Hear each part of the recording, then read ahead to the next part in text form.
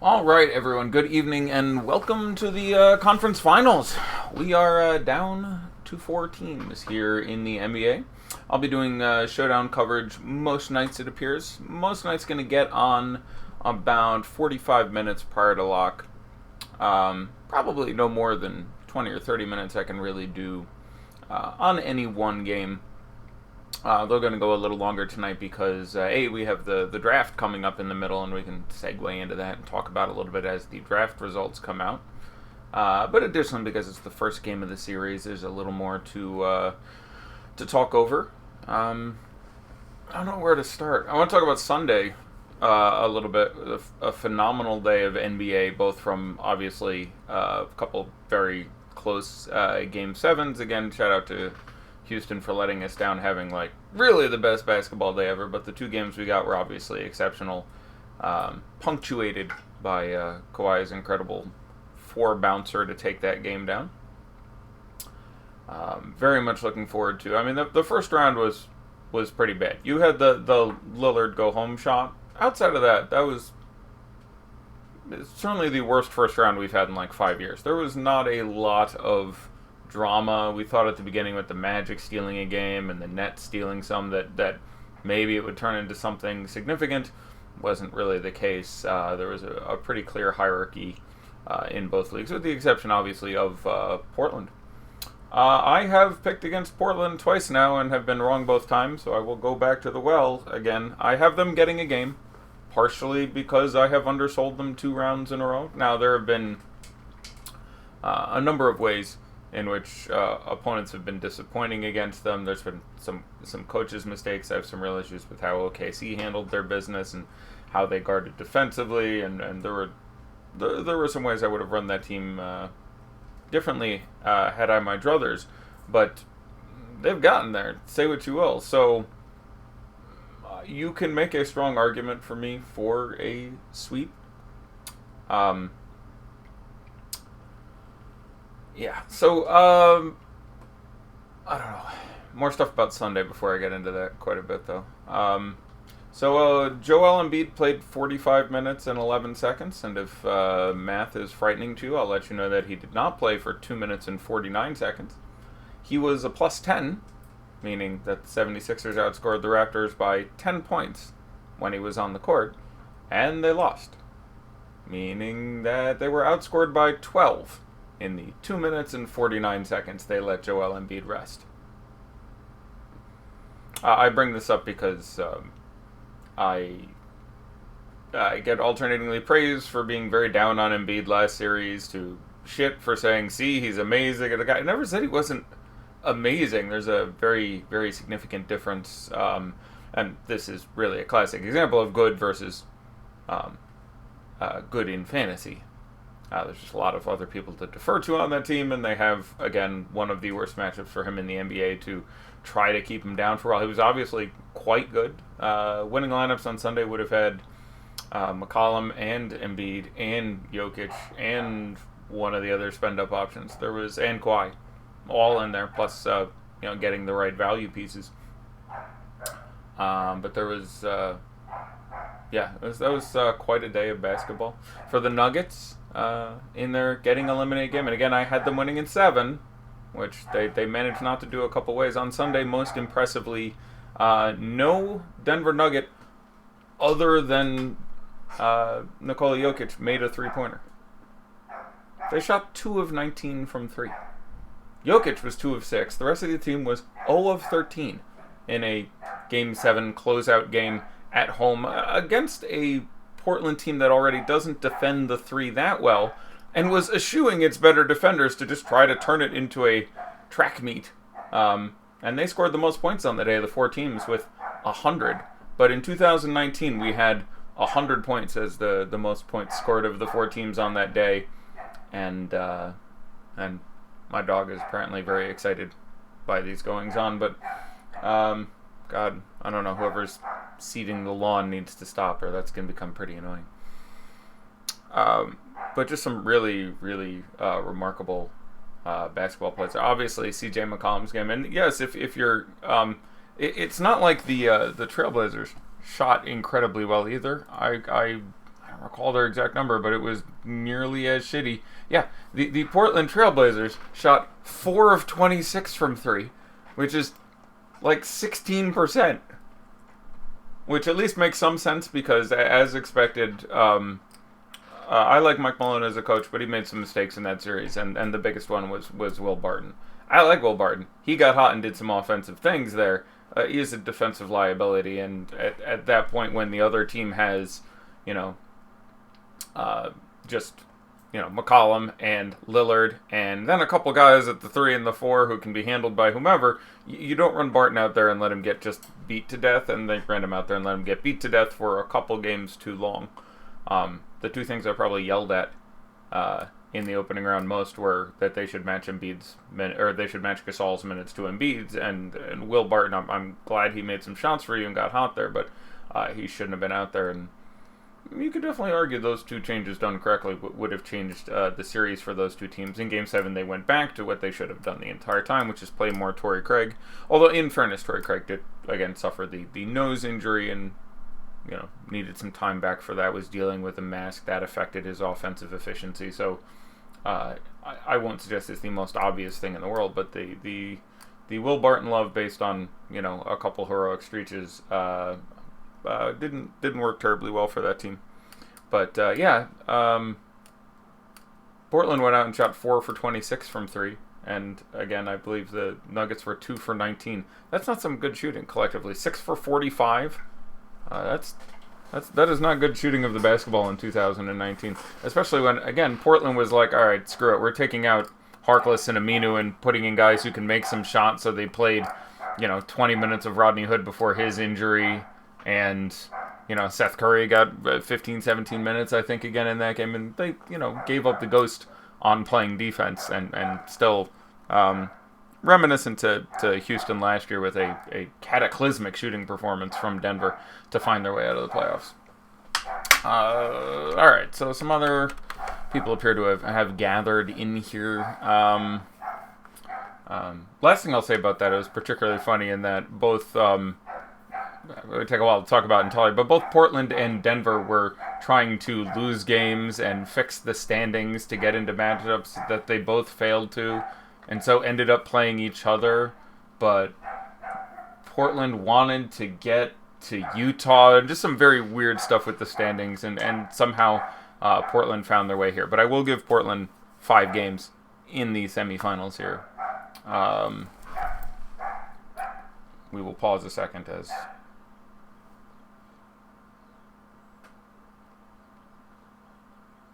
I will try to get the dog tranquilized.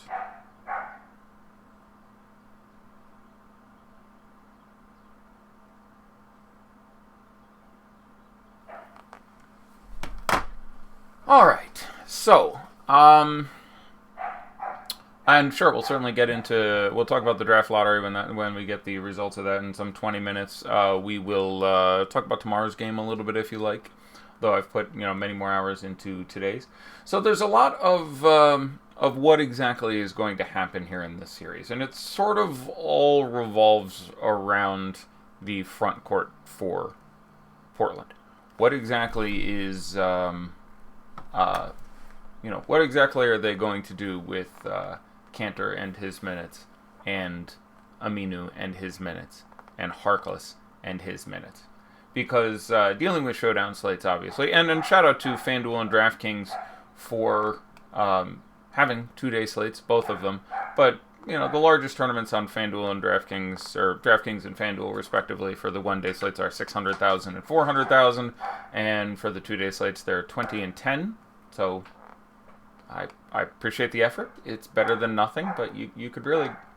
If you reverse those, it'd be even better. But, doing something of consequence there would be interesting. But there are some 2-game slates today, so should questions come in about tomorrow's game, again, I haven't looked at it as much.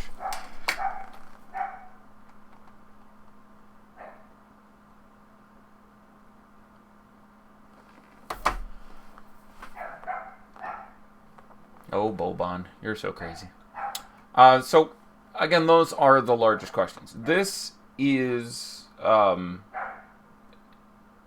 worst possible matchup for the Trailblazers. The Trailblazers have been a great underdog story.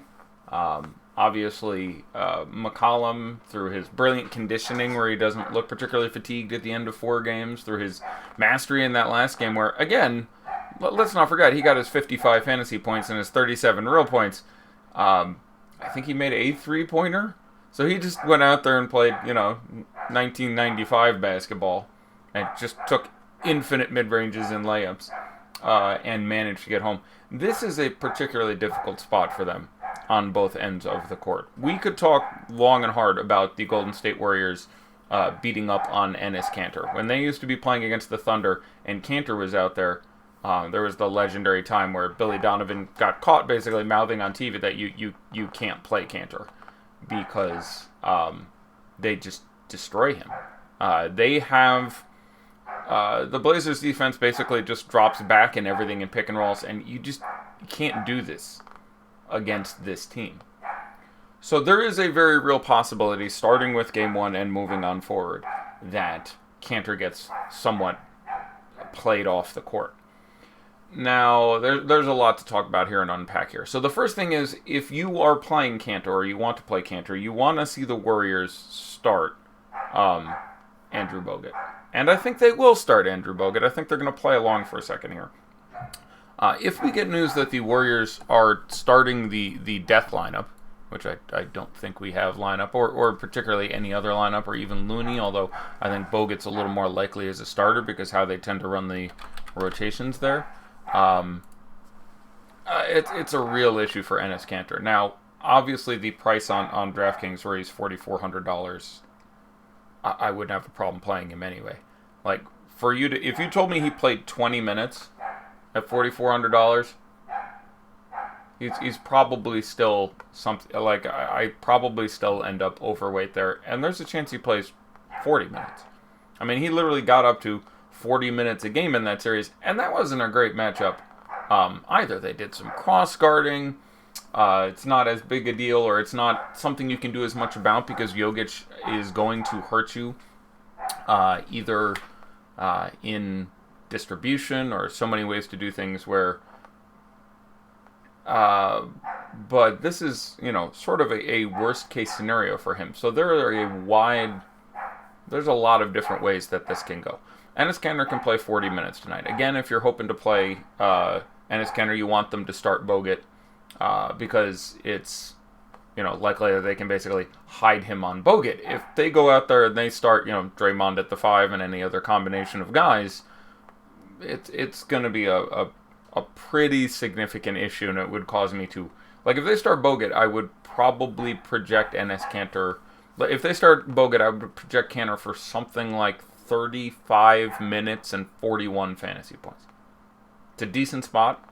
He played them twice with the Knicks this year, was very productive from points per minute basis in both those games. Those games all pre-DeMarcus Cousins. The 4 times the Blazers played the Warriors this year, which they did split, although there were people absent, and I wouldn't look too heavily into that. But they did split those 4 games, but they were all pre-Kanter, pre-Cousins, any of that goodness going on. Their last matchup was February, I want to say. But Kanter in the Knicks games obviously got roasted quite a bit when playing against the Warriors, but was very productive in those games. I think I have my downloads here somewhere to look at those games. And previously, if you go back and look at those Oklahoma City games against the Warriors, again, when he could actually get on the court, guy was perfectly productive. So from a fantasy standpoint, Enes Kanter is just fine to play. Yeah, and the 2 games where he played against the Warriors with the Knicks this year, he played 20 minutes, had 26 fantasy points, played 25 minutes, and then 37 fantasy points. Yeah, those are both slightly more productive on a point per minute basis than I expected it. Those are 1.3 and about 1.45. I have them closer to 1.15 or 1.2. But still, if he plays 35 minutes, again, especially at that DraftKings price, that is a savaging. So if they start Bogut, that's good, because you can play Kanter, because you can hide him on Bogut and try to get him the hell out of there. If they start, presumably Andre Iguodala or whomever, John Livingston, whoever happens to come out there for the Warriors, and they don't start a true center, it's a problem. It's a real problem. And I say that with, Kanter having been impressive defensively over the last month. He's still bad, but he's not horrifically bad, moved his feet fairly well, did enough he didn't get necessarily played off the court. So that's sort of the first tier of what we're looking at here. Now, the second issue is Zach Collins, whose price has come way up. Now, I'm a big Zach Collins fan. He's got a very nice skill set. He's still young. He makes three-pointers. He blocks shots. I think he blocked 5 and 4 shots over the last 2 games of that series. Does a little more offensively at this point than a slumping Al-Farouq Aminu. And the real issue with Zach Collins is he is a massive foul sponge. He gets in foul trouble a lot. He frankly should have fouled out of Game 7. Somehow he just got several no calls. But I do expect him to remain a significant part of this rotation. We got news not long ago that Rodney Hood is going to remain in the rotation. So it's getting a little bit clustered on the wing. So to step back from Portland again a little bit here, Lillard and McCollum both... I've seen some really weird ownership projections around the industry today. I would expect McCollum to be more owned than Lillard due to the pricing disparity between the two still, due to the fact that he's obviously coming off a monster game, due to the fact that a lot of people are going to start their lineups with Curry, which is a fine idea. I just think that, and the expense of Curry on building a 5 or 6 man lineup, I just think you end up with a little bit more McCollum, but I've seen many various takes on this. I would slightly rather play Lillard for a couple of reasons. The absence of Durant and Cousins gives him a greater possibility of being able to get the rub and get away and get in decent spots. There is the whole homecoming narrative. I'm not going to try to define it or quantify it, but he does have a real thing and has spoken about having a real thing, and he is obviously from the Bay Area. That's a bit of a Lillard thing. I don't think ego is an irrelevant thing to enter your head. I think Damian Lillard deserves a lot of credit for in Game 7 of the second round, just realizing that McCollum was going off and letting him do that. And there's just guys who don't do that. Like, you have games where, it's a good example, Paul George is 12 of 15 from the field and Russell Westbrook is 3 of 15 from the field, and in the fourth quarter they each take 10 shots. Last night he made a concerted effort and just went, I'm not shooting the ball that well. You're going to take way more shots than me. Frequently deferred to him. There were times he got free on screens and got open, and rather than continuing, just managed to maneuver to try to get a second screen or a back cut or something and get the ball to McCollum and let him continue to operate. He deserves all the credit in the world to that. That said, Hulu has live sports. I'm not shocked if he's going home and friends and family are in attendance and he's wanting to put his thing down a little bit and sort of reestablish himself. That's a normal thing for everyone. If you're in your bowling league and you bowl shitty on Tuesday and your next match is on Friday night, you're going to be a little more motivated.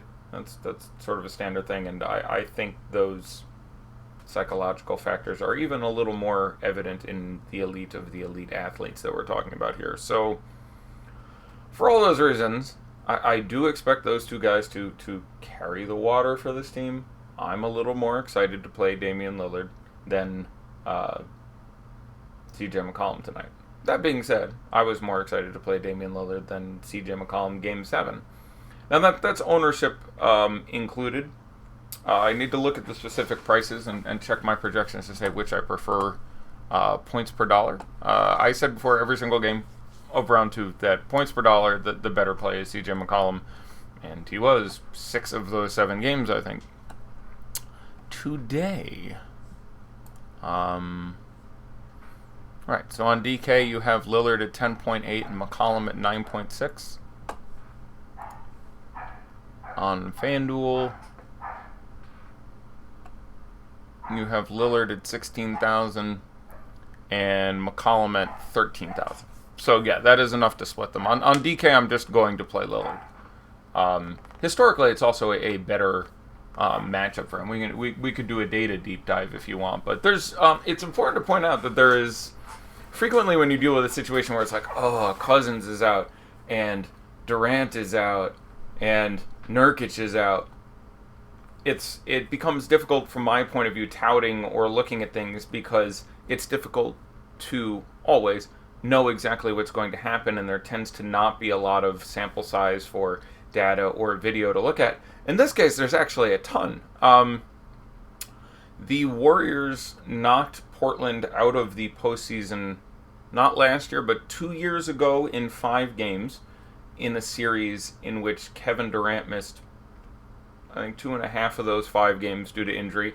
And the year before that, so 3 years ago, the 2015-2016 series, the Warriors also eliminated the Trailblazers, sweeping them that year with Curry getting hurt in Game 2 and missing the last couple games, I want to say. But what's interesting is if you go back and look at some of the closing games of those series, you actually see lineups that are 8 out of 10 the same as what I expect to see the starting lineups tonight. We actually had games where the Warriors started Steph Curry and Klay Thompson and Andre Iguodala and Draymond Green and Andrew Bogut for the same guys alongside Harrison Barnes. That would be the different one who quite possibly turns into Iguodala tonight, but he was on the team and played 30 minutes. So you literally have the same Warriors team. Harrison Barnes started, but Iggy played, 25, 28, 30 minutes off the bench in those games. So literally the same team if they start Bogut, which I do think is the most likely thing that happens tonight, against Portland teams that started Lillard and McCollum and Harkless and Aminu and Mason Plumlee at center. That's pretty goddamn similar. And I went back and watched a couple hours of those earlier today, and same coaches, same system. So it's interesting that when you take Nurkic out and he snaps his leg and DeMarcus Cousins does his quad and Kevin Durant does his calf, all of a sudden there's actually a whole lot more data and a whole lot more video to look at to analyze these series, which is kind of interesting for me. Long way around without burying it in the minutia of specific data points there, though. It is, even at his increased price, a little bit more of a Lillard situation than a McCollum situation for me. So I'm a little more excited to play him. And on DraftKings, I would actually prefer him in a cashy setting. I actually think he's a better point per dollar play, which is the first time in at least 7 games. FanDuel, McCollum is still going to be a better point per dollar play where you're still saving $3,000. So the other guy to talk about there is, again, Zach Collins. I do think, there's a couple other guys to talk about here. Harkless is probably a little safer than Aminu. In a tournament, I would rather play Al-Farouq Aminu for a few reasons. One, it's actually generally been a pretty good matchup. He's had some expertise in some industry guarding Draymond, guarding Bogut. 2, there is a real minutes upside there based on some combination of Kanter played off the floor or Zach Collins in significant foul trouble. Both those things are double-digit percentage possibilities that these things occur. And again, it's tough on one game to build a narrative because it's not like you can pick a blowout or anything of that nature. But to me, worth deciding. The narrative is does Kanter get full time? I think it's likely he does.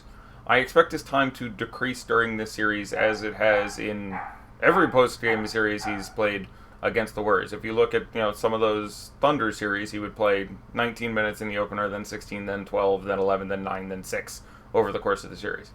Because they beat him up. They called him out. I mean, it is embarrassing to the point of the Warriors are out there going like, no, switch. Okay, I got Kanter. I'm going to score. It's bad. I mean, it's. I am embarrassed for the guy to see it happen. And again, the Portland defense and the Terry Stotts defense just does not function well against these Warriors. Now, very few defenses do function well against these Warriors. But, Kanter getting switched onto pick a guy is a problem.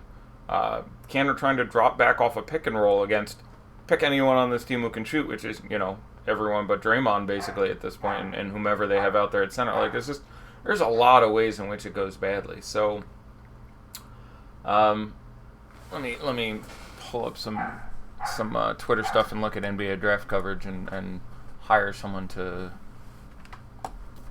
see if I get a message from.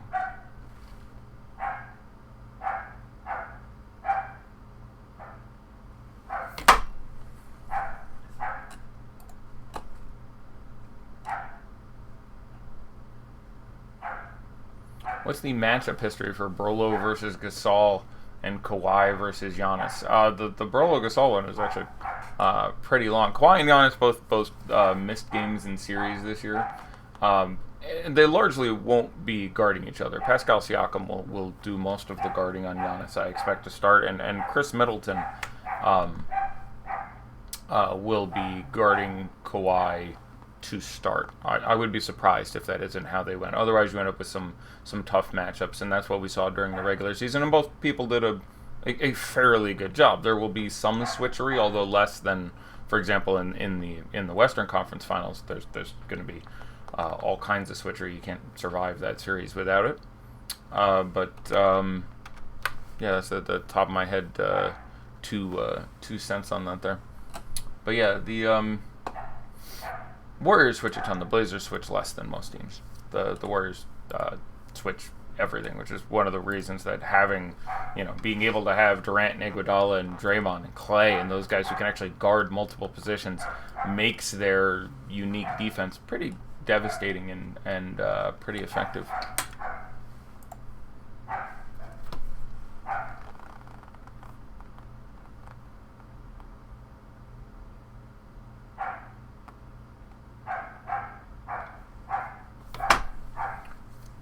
All right. Yes. If you have questions, again, if you are in the premium Slack chat, you can go ahead and drop those in there, and you again will get first priority as always. Can you get away from Curry at 50% MVP ownership on FanDuel? Anyone else you would take a shot at it on MVP? I like Curry pretty significantly here. As far as most likely guys to score the most points in this game, for me, it's pretty clearly Curry is the most likely. And again, on FanDuel, where there is no extra salary for your MVP, you're just almost all the time hunting for guys who can score the most points. So I'm pretty convinced the most likely is Curry. The second most likely is Lillard. The third for me would actually probably be Clay, followed by McCollum. What is the minimum on FanDuel single state? Would you play him or Bogut? That's a good question. Raw points, I'm gonna pick Hood there. Earlier today, I said I had Bogut for about 16 minutes if he starts. I'll actually probably roll that back to about 14. I like Andrew Bogut. There is the chance of seeing some of the upside we saw earlier in the playoffs where you get 22, 24 fantasy points. Yeah. I'm actually going to take 30 seconds and put the dog somewhere. So you ready for this, everyone? Dead air.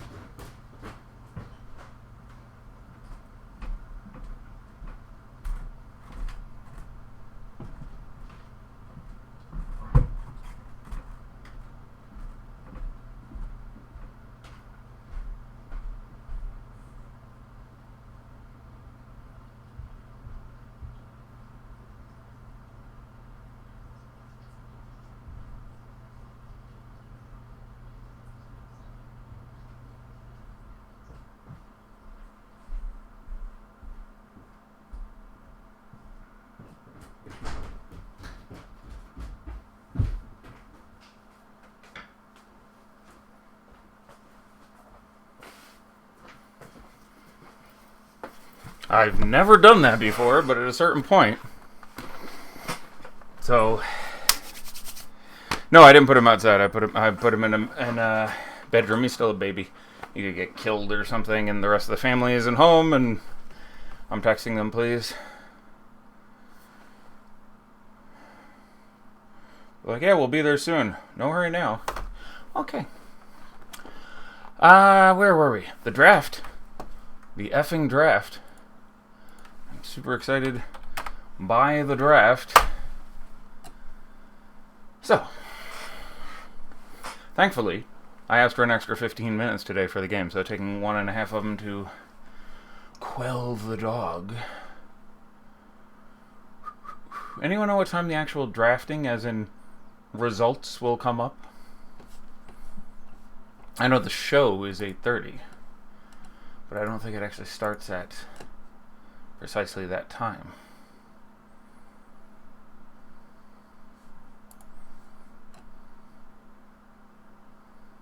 Really love how everyone is treating the Blazers like they got here by accident or something.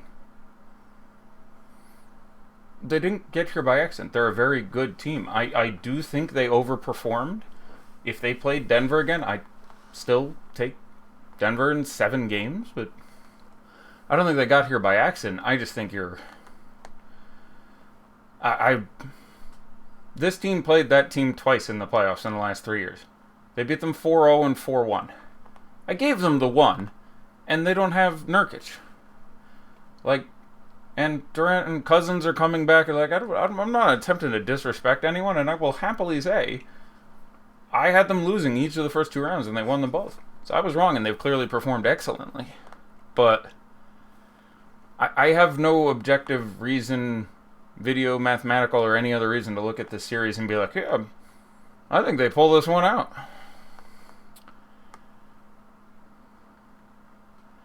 Kenner put up 20 points and 29 rebounds in 2 regular season games against the Dubs collectively. Shouldn't he eat tonight? Thanks. Well, there's a lot of different things going on here. But, so those were with Knicks teams that were largely not concerned with winning. So he should eat. His $4,400 price tag on DraftKings is significantly too low. A fair price would be in the $7,000 to $7,500 range. I am projected higher than Zach Collins, who is more expensive than him. I expect him to be fantasy productive regardless. Now, this was in a largely different system where he could take a larger role of the offense. Pre the coming of Bogut, who does a decent job against him. But, there's again, I have him for 1.2 fantasy points per minute tonight. I like Enes Kanter quite a bit. But there are, real issues that they're forced to yank him off the court because he can't guard anybody. He can guard Bogut, so that's why you hope they play Bogut. It's like, oh, sweet. But they're just going to force switches and pick and roll and force switches and pick and rolls, and he's going to get beat up. So I think they stick with him tonight. They have, it's certainly not guaranteed. I have him playing 35 minutes tonight. Because, for a couple of reasons, but the most relevant being, they don't have any better choices. You going to play Aminu at center? You going to play Zach Collins, who is moderately better, and again, I am concerned, fouls out very, very quickly. You going to play Myers Leonard? So at a certain point, you go like, hey, big man, do the best you can. Let's try to score more points than them. And I think that is the most likely conclusion there. But, and that's one of the reasons I'd kind of rather run Aminu out there is there's a point at which they go, okay, we have to sit you down. Aminu, you play the 5. Bring Rodney Hood back out here. But yes, it is a very good spot. You also said Denver in 6. I did say Denver in 6. You're right. I had the trail. I got confused because I made my second series predictions when the last game of the first round was still going. So I said Portland in 7 versus the Spurs, by the way. I don't hate the team. But I did say Denver in 6. I don't know what to tell you. There was a quad overtime game there, and they shot 2 for 19 from 3 in the last game, and coach could have done some things better, whatever. But I would expect if you were a Portland fan to be upset with my Bogut starting. That is really hilarious. If you look at the premium Slack chat has 4 people literally typing the words Bogut starting me. Interesting to see who bothers with capitalization. Shout out to K-Ship Killiam for putting a period at the end of his sentence. I like that you respect the language of Shakespeare. Hey, Bogut starting. That's what I expected to happen. So that's good for Kanter. It's good for Bogut. Now, Bogut has started several games in this postseason and seen everywhere from 7 to 11 to 23 minutes. But I really like Bogut at minimum price on FanDuel, at basically minimum price on DK. I think he's 1,200 or 1,400 in that showdown. The matchup with Cantor is obviously a positive one. Can pick up some steals, some blocks, the occasional dime. If he makes your lineup work, teamwork makes the dream work. So I like having certainly some exposure to Andrew Bogut. Got that news about 24 minutes ago. Is Bogut starting? Yeah, literally the words Bogut and starting appear in about 14 consecutive comments. Damian Jones is available? Is he really? So Damian Jones, who was the starting center for this team for some time and quite possibly in one of those Cantor games, tore his pec earlier this year. That's amazing. So yeah, Warriors value is the really... so let's talk about the Warriors a little bit more. I spent a lot of time on Portland. Curry is notorious for giving everybody 11 minutes. We've seen it several games in Game 6. We've seen it, and just through the entire year, you get, the Warriors blew somebody out, which, again, at home, they have lost no games at home over those multiple playoff series. I think they held serve at home both the 2 games they won in the regular season. It's really hard for me to imagine them losing at home. Not hard to imagine, but if they're going to lose, I'd be really surprised if it was Game 1 at home. And even in the event of a blowout, the minutes are really tough. You always get 11 minutes of Jordan Bell and 13 minutes of Alfonso McKinney and 14 minutes of Quinn Cook. And it just really gets spread out kind of narrow. So, but it's important to understand that is a possibility. And again, Clay and Draymond are the starters you want a little bit more than Steph because of the way the rotations work. If you're trying to build I think this game blows out. For the Trailblazers, I think it's worth taking a second and looking at who got some of their blowout run the last couple games. Obviously, Myers Leonard is a piece of that equation, but I'm trying to remember exactly what order they entered. Anthony Simmons and Gary Trent Jr. and the rest of that squad, so I don't want to get this wrong by doing it off the top of my head. So I'm going to take a second and look up some specific data there. Because it's worth talking about, but it's really tough to go, especially on DraftKings where, you do have Cantor at $4,400. Now you do have Bogut starting. So I guess I'll start by saying I would be pretty inclined to have, so let's see, our blowout run here. Let's see, we had Skal Labissiere, Jake Layman, Seth Curry. It was Anthony Simmons, not Gary Trent Jr., who came in the last one. Myers Leonard. Of those guys, I'm probably most interested in Myers Leonard. In a normal lineup, I'm most interested by Seth Curry because there's a chance he stays in a blowout, as we saw here. And he's going to get his probably 16 to 20 minutes. But after that, of the guys who are pure blowout minimum price guys, the next one is probably Myers Leonard, who's a reasonably competent fantasy basketball player. A little safer. Can you discuss value on DK? Sure, let's specifically... let me see if there's anything else I want to say about the Warriors in general to talk about this. Alright, so I generally would be more of a fan of playing Aminu over Harkless in tournaments. I said that a couple times, but has a better history. I like the matchup for him a little better. There's a chance he's pressed into some 5 minutes. And I think if they want to make this any kind of series, they need to start to get production back from those guys. This isn't an elite Warriors offensive squad. You're going to be giving up 140 points a game if you're going to play 48 combined minutes of Rodney Hood and Seth Curry and those guys. Who gets more DraftKings fantasy points, Harkless or Bogut? Well, that's really tough because I have Harkless for 23 minutes right now and have very, very little confidence in that number.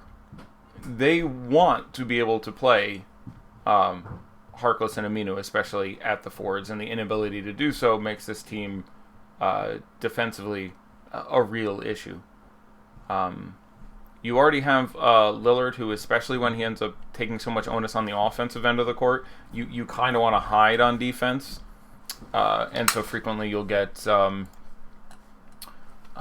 the event that you get, say, the Warriors starting Iguodala and Bogut, they'll hide him on Iguodala, which is the appropriate thing to do. It's the smart thing to do. And obviously they're starting Harkless and Aminu. So, there's obviously some negative correlation there. If you have Harkless, you're less interested in both Curry and Hood. Again, I'd rather go with Aminu. If you have Aminu, there's some negative correlation with most notably Zach Collins, who played a lot next to Kanter. Evan Turner is an interesting piece here.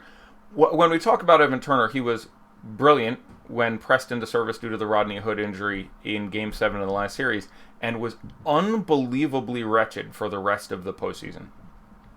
In the 11 3/4 games leading up to that game, he had a combined 7 points. 7.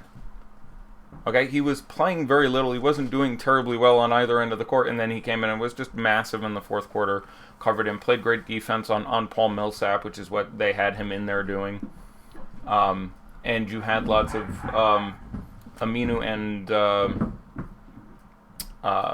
you had lots of Turner and Collins, or Turner and Kanter closed the game, but Collins got a lot of time, Turner got a lot of time. Certainly something that could happen again, but again, he had been terrible. I mean, terrible for the dozen games previously. So, I still have Evan Turner playing 12 minutes, and I am projected for 10 fantasy points. Obviously, on a one-game slate, you can certainly play some Evan Turner. But I do think he is the last guy they're trying to get out there. But he does sort of run the second unit various times. They are intermittent with their staggering of McCollum and Lillard. But the more that you have McCollum and Lillard out there, the less there is just for Evan Turner to do. So when those guys push from their regular season 34, 35 minutes to 40, 41, 42 minutes, makes it interesting. I certainly do think that the Warriors are hoping to not have this be a close series so they can rest guys up a little bit, that you don't have to play Steph Curry 43, 44 minutes, that you don't have to bring Cousins or Durant back faster than you want to. So, obviously it's they're not going to take anything for granted. It's the Western Conference Finals, but I do think they're going to be as quick with the hook as they reasonably can and ensure that they take down the game regardless.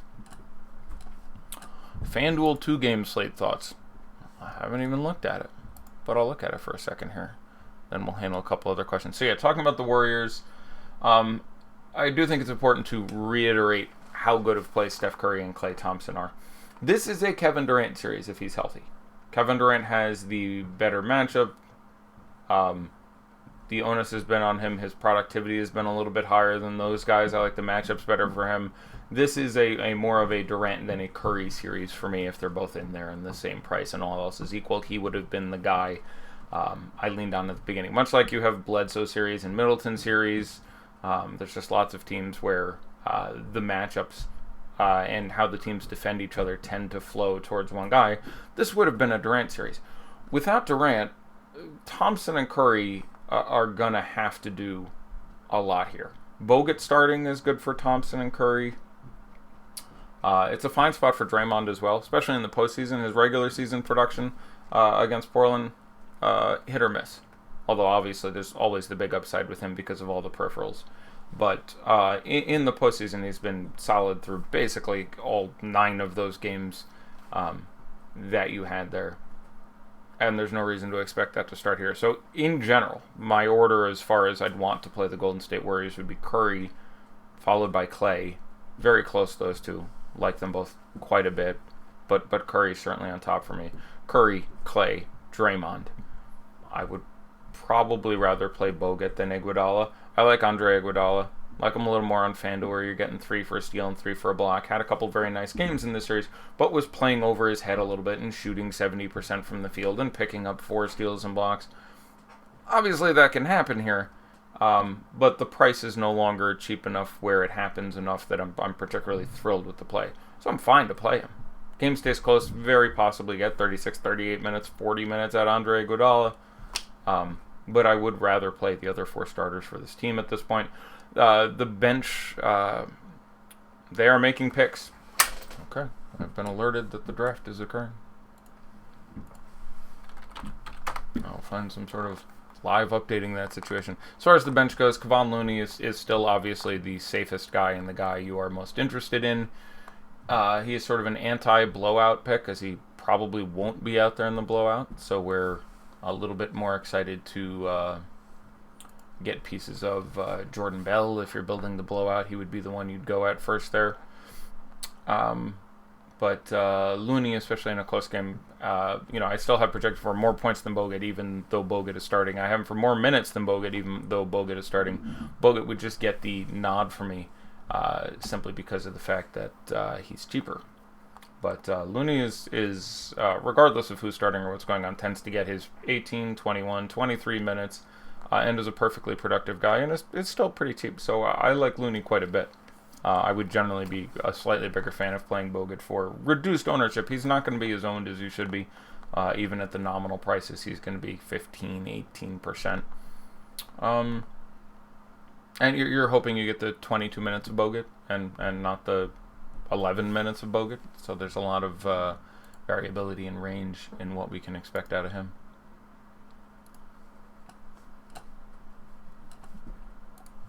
Let's look at some questions and some draft commentary.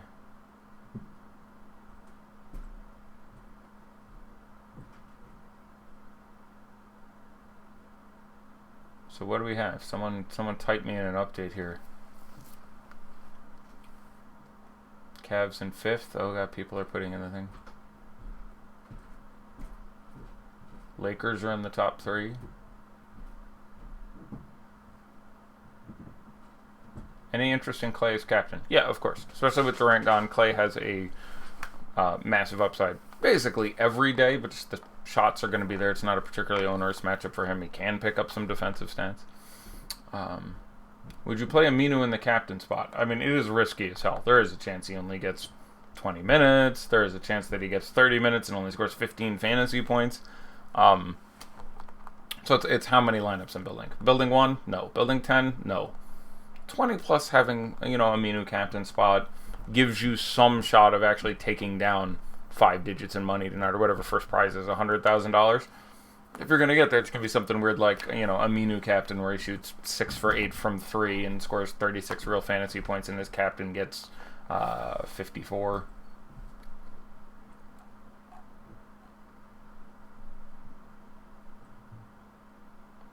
If you build a Warriors blowout lineup, who are the best Portland players to include?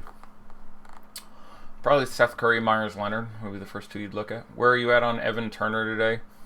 Again, I'm disinclined. He was bad for 11 and 3/4 games and then good for 10 minutes. I totally understand going there, but I have a feeling the ownership's a little bit higher than I would want it to be. Again, we'll look at ownership in 11 minutes. What's going on with the draft? Someone in the premium slide give me a rundown because my stuff is not updating ideally at this point. I could just surf Twitter for it, but I'm trying to surf Twitter for more important things about the slate.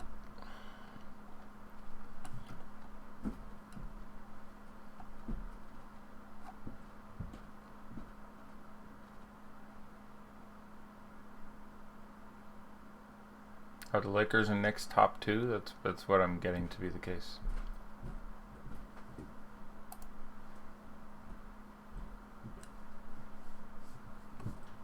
Don't ask you guys for a lot. They haven't revealed the order. Lakers, Knicks, Pels, and Grizz are picking top 4. God, Phoenix. Right in the Jimmy. Right in the Jimmy.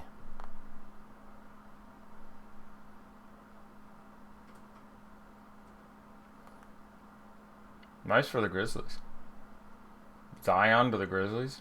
Jesus. I can't tell you what I'd be more excited about, but seeing Zion playing next to Triple J for 3 years. I can't believe the Lakers got in there. If the Lakers get Zion, oh God, the internet is going to blow. I don't even know how to talk about anything else. The Pels, if the Pels get him, is Anthony Davis okay, well, in that case, is that going on the Knicks?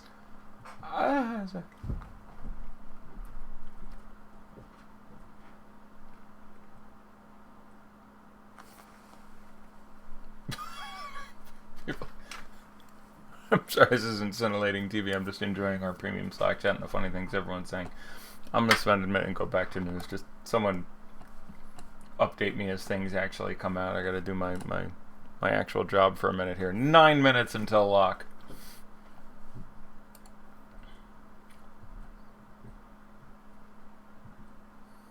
Yeah, I feel for the Bulls too.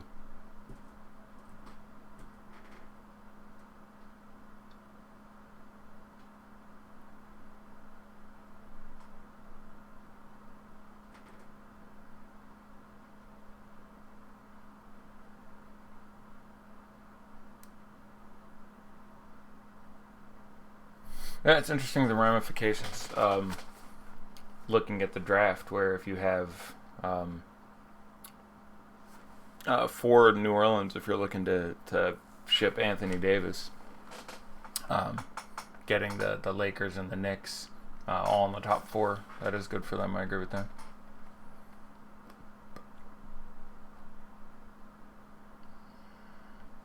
I can't believe the Lakers landed in the top 4. The Knicks are 3rd.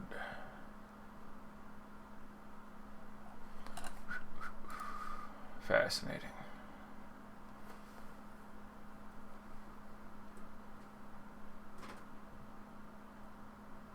Jesus, he went to the Pels. Wow.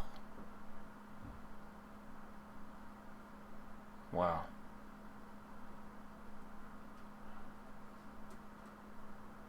Wow. Okay, now life is... Jesus. So the Pellies either have Anthony Davis and Zion, or more likely Zion and... Jeez. Boy. To be David Griffin right now, yeah. That's phenomenal news. So, okay, going back in the tank, looking at some things. A couple people asked about DraftKings value. I'll discuss that for a second, because obviously we'll have quite some time to... so again, the most underpriced guy in the slate is... Enes Kanter, $4,400, using the non-captaincy prices for all these players. That's well too cheap. I'm a bigger fan of Steph than Lillard at his price for raw points or tournaments where I expect him to be higher owned, but not demonstrably so. Of the $1,000 players, if I had to play one, it would be... there is no one here who should play outside of a blowout. Jake Layman, maybe, would be the one guy you would play. So they're all blowout pieces. At that point, I might even run like Scal Labissiere out there, who has a better fantasy ceiling than the other $1,000 guys. But Layman or Labissiere, I guess if I was forced to play a $1,000 guy, I'd rather play 2,200 McKinney than 2,000 Jerebko. If those were my choices, I'd rather pay 2,600 Curry than either of them. Curry, again, I think the ownership is pretty significant, but I'd still rather... Not Curry, excuse me. Evan Turner, I think the ownership is higher than I'd like it to be. Would obviously rather go Looney if I can get there. Would still rather Turner than Livingston. Mo Harkless at, $4,000. Just $4,000. That's obviously a really small number. I would have some pretty significant tournament exposure there. You obviously would have wanted to have Hood out. Real chance that this stuff goes small and you get Draymond at the 5. DK GPP, who are you prioritizing? Steph Curry, Lillard, Green, Thompson. Aminu is someone I'd want to be over on. Cantor, obviously you have to. Harkless, I think there's enough of a chance you get there that's someone else who I'd want to end up over on. Any chance Harkless gets 30 minutes? Yes, there's a very real chance Harkless gets 30 minutes. He goes out, he makes a few shots. They'll play him his 4, 7, or 8 minute shifts instead of 1 or 2 of them. I don't think it's likely.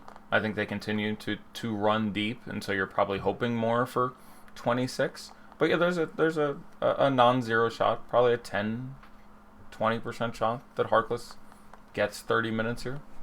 There's a potential 30 minutes for Harkless or Aminu. Harkless or Looney. Looney is a better cash play. Harkless is a better tournament play for me. Looney is going to be significantly higher owned. Is it dumb to play Damian Lee? No, he's playable, but you're expecting a massive blowout. And again, I would rather go with one of the Blazers guys who would conceivably get more time in a blowout. Uh, Steve Kerr is really limits it, where all those guys get 7 minutes.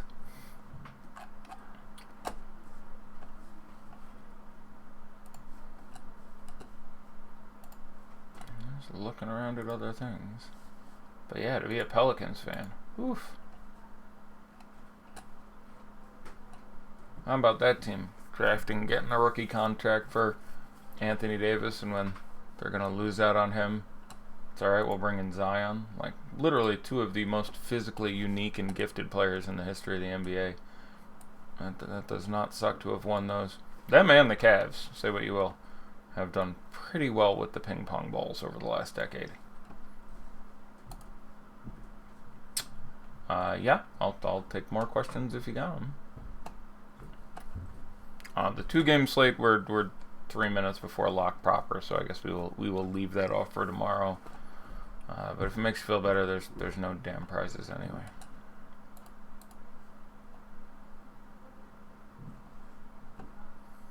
And again, Bogut at 1,200, who I sort of skipped over there, but he's going to be my favorite play. Under Cantor as far as a points per dollar segment, he just makes a lot of sense. And he again, when we were in this situation last time, just wasn't as owned as he should have been. Now, he didn't perform particularly admirably, but still makes a lot of sense. Floor on FanDuel, and I think again 1,200 on DK. So I'm certainly trying to go there before Damian Lee, for example.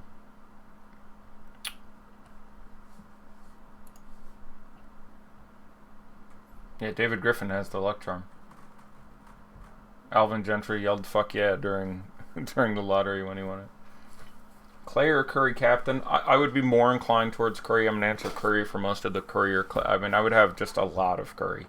He had the bizarrest, obviously, first half in that Game 7 in a tougher matchup, and now, just with no Durant or something, I am projected for, I think, 57.5 fantasy points. And there's a ceiling for 75 or 80 here. Really hard for me to get away from that. Clay doesn't have as good of a history against the Trailblazers, doesn't have as good of a matchup, and just isn't bringing the ball up, doesn't have his hands on it quite so much, and just the differential between their prices isn't enough that I would want to move to Clay as a generality as to, which player I'm more excited to play. So more of a Steph spot than a Clay spot for me. When specifically building it out from captain, obviously you do make a sacrifice somewhere else because there's some extra money there that, again, you're timesing up by an extra 50%. So, you do lose something by playing, Steph there instead of Clay. But generally, I would still be more inclined towards it. And I do think once you get away from those few top studs that we've been talking about, the production will fall low enough that it's worth getting the extra 50% at captain. There are times where the production curve from player to player ends up being a little bit more linear, and it makes sense for I'm gonna play a somewhat cheaper captain so I can buy up some other place. But I think you get 50 something, 60 something, 70 something out of Lillard or Curry here, and it just makes sense to pay up for one of those guys a captain a little more than playing, say, Cantor on DK makes a lot of sense. That's sort of a different scenario. But generally, I do think it is a pay up a captain spot because I do think someone gets a particularly sexy score out there tonight. We are coming down to it. Basically, everything filled up everywhere it appears. I'll do a quick look at the ownership, and then we will all go talk about the draft in Slack for a couple hours, and I'll start preparing for tomorrow in the second round, or the second series rather, the Eastern Conference Finals. So let's go take a look on FanDuel, where again I think they had $400,000 with 100 up top, as opposed to DK, which had $600,000 for one game, which, okay. All right, ownerships on FanDuel. Steph Curry, 67%. I'd be thrilled with that a third of the field is just trying to eliminate themselves. I don't even know. Klay Thompson, 58%. Damian Lillard, 54%. Andre Iguodala, 50%. Andrew Bogut, 9%. I'd be ecstatic about 9% Andrew Bogut on a one-game slate. Kevon Looney, 31%. You know, so slightly less than one-third Kevon Looney. And again, by the way, Andrew Bogut is $6,000 and Kevon Looney is $8,500. So with Kevon Looney 3.3 times as much owned and significantly higher in salary, you would need Bogut to outscore Looney about one time in, I don't even know, 5, 6, 7 for this to make sense, and that will be the case. So I'd be pretty excited with Bogut ownership on FanDuel. Evan Turner, 27%. He's only $7,000 on FanDuel, which he should be. Again, he's been really, really bad for 11 3/4 of the last 12 games. McCollum, 53. Lillard, 53. So Steph and Klay, the two most owned guys, as they should be. Let's go ahead and head over to DraftKings.